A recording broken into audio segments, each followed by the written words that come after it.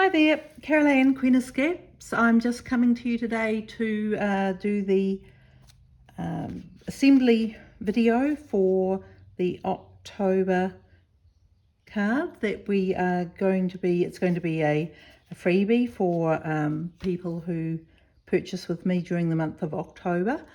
And it's also something that we're going to be making at World Card Making Day, which is tomorrow. So I'm getting this done. This is a sample one that I made using the Let's Go Fishing bundle, and I'm very happy with it. Just pops out like this. This is something that was designed by Susan Camperfield, and I think it's gorgeous. It's a bit of a surprise Funfold. You'll note there isn't really anywhere to put a message on this, but it does look fantastic on display.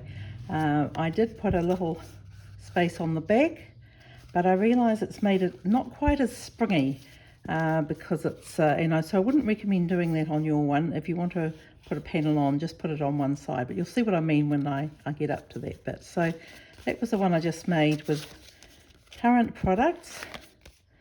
I'm always trying to use up my old scraps. I wanted to show you, but this is all brand new stuff.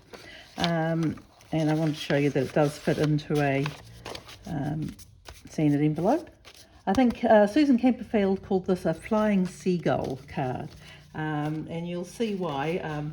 So here's another one that I made. And it doesn't look like a flying seagull at the moment, but when you pull it out and you can see you've got the kind of wings that come around and make it look really lovely on display. So that's a Christmas one I made, and I made another Christmas with non-traditional colours, and again it's got that little pop of surprise, and I think it's rather lovely.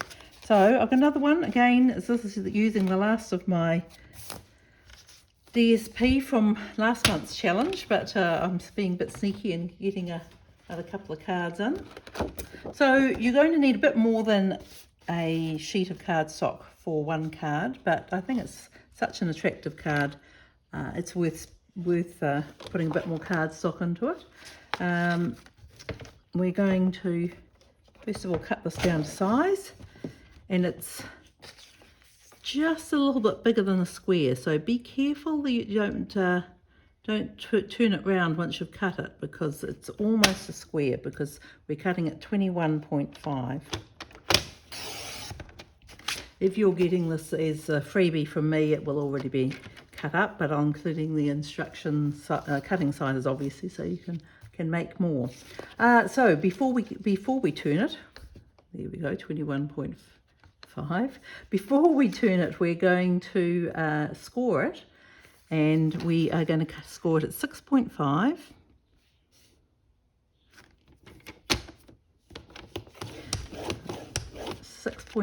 Then slide it along, and we're going to score it at 11.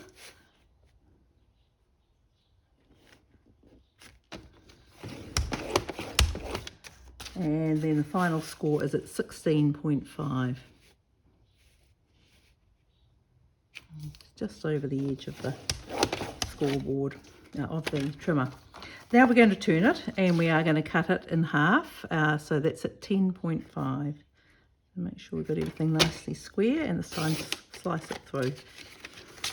Now I've already cut a piece, the other piece that we need, which is from another piece of cardstock.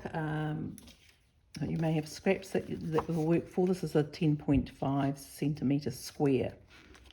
So I'll just set that aside for the moment. And we're going to get the, oh sorry for bumping, I've got a bit of blue on here because I got a bit carried away. Let me clean this a little better. I don't want getting blue ink on my cream cardstock. Okay, so you'll see, and I hope you can see when I hold it up here, we've got some rectangles, and this one is wider than this one. So this one is what I'm going to call the edge, the outer edge. So we're going to do some folds, and we start off with a Let me check my notes. Check my notes. So mountain fold. First fold is a mountain fold. So obviously up like that, like a mountain. We'll score this, burnish this as we go along. So that's a mountain. This one's a valley. And then this one's also a valley.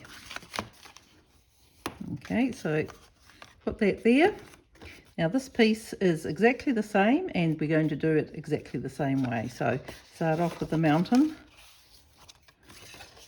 and then we've got a valley, and then another valley. So those are our two pieces are identical. Now we're going to flip one of them. So we're going to flip it over. So now that wide piece is at the outer end again. So before we start assembling, I'm going to add my DSP. I've already cut this. So I am using a retired DSP again here because it's a great way to use it up. And these are the bits that I'm going to pop in here. So it's quite a nice green and brown sort of cream. I think it looks pretty lovely. Everything in this paper suite looks great, I reckon. Okay, so get these stuck down.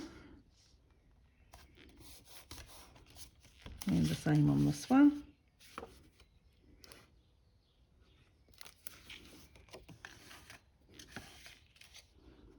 Now this is quite a spectacular card, I think. It looks beautiful on display and with all that dimension. But it's actually surprisingly easy. There's only one slightly tricky little bit, which I'll show you in a moment. So those are the two wings for our seagull. And I guess this is the body for the seagull. So this is another piece of DSP that I've cut. This is 10 by 10. So these ones, we've got two, they're all 10 in height because they're going on a standard size card. And there are two outer ones are 6 centimetres, the inner ones are 4 centimetres. And this one is 10 centimetres square. Okay, so that's going to be the front of the card. Now, what we're going to do, these parts here are going to act as flaps, and that's what we're going to adhere this part to, so that so that it can stand free once and get that sort of seagull wing effect. So, but we want it to all be lined up. So here's my little trick for getting things lined up. I'm just using my grid paper here, just making sure everything's lined up on my grid paper. And I'm actually going to use a little bit of masking tape that I've prepared earlier, just to stick it down, because we want these to all be aligned once it's glued together. So you can see when it's folded down, we've got it's running along in a straight line along the edges of the grid paper. Okay, so now we're going to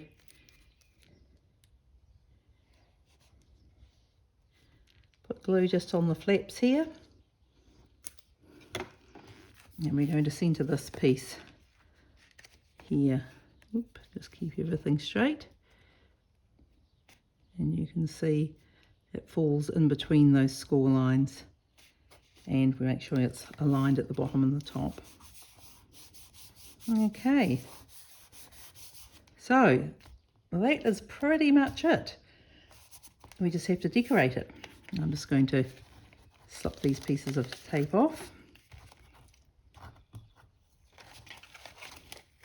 They've done their job now, helping us align that all. So you should see these are all lined up on the back as well. So that's correct, it will overlap the tabs just by a little bit. Great, so those bits tuck in there, and this is the way it's going to look when it's closed. It will fit in the standard envelope. You can see it does have a little bit of spring going on there. So when you open it up, you can see that inner panel. So I'm going to decorate this. Because I've used a cream background, I'm just going to write my message on the back here. So to do my decorating, I've used the dies to cut this out of the paper, and I've stamped up a little greeting that comes from the Brightest Glow. This is a current. I like to try and use current stamp sets, at least with my old DSP. So I've stamped that in the early espresso, and I've got some boughs and some pine cones that are kind of echoing what we've got going on the paper. So I'm just going to finish this off, and I'll show you the completed card. I want to do a little bit of inking on here with my blending brush, and you probably don't need to watch that. Mainly about the assembly. So you can see this is how we put it together, and it's a fun card. I hope you enjoy making it.